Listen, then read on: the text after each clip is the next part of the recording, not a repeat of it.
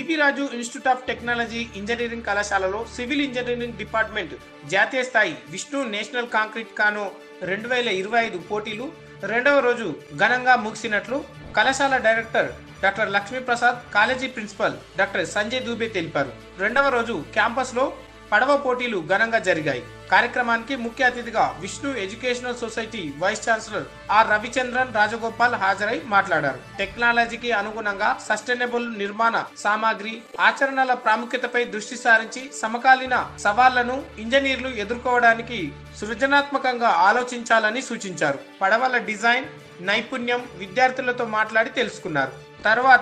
తర్వాత పడవల పోటీలను జెండా ఊపి ప్రారంభించారు. తెలంగాణ, ఆంధ్రప్రదేశ్, కర్ణాటక, తమిళనాడు రాష్ట్రాల నుంచి 16కి పైగా బృందాలు ఎండ్యూరెన్స్ రేస్ లో పాల్గొన్నాయని తెలిపారు. డ్రోన్స్ ద్వారా ఈ ఎండ్యూరెన్స్ పోటీలను పర్యవేక్షించి విజేతలకు బహుమతులు ప్రదానం చేశారు. మొదటి బహుమతి BV Raju institute of technology civil engineering విద్యార్థులకు, రెండవ బహుమతి Rajiv Gandhi university of knowledge technologies Basara విద్యార్థులకు, మూడవ బహుమతి Vishnu institute of technology Bhimavaram, Vignana Bharati institute of technology Hyderabad విద్యార్థులకు వచ్చాయి.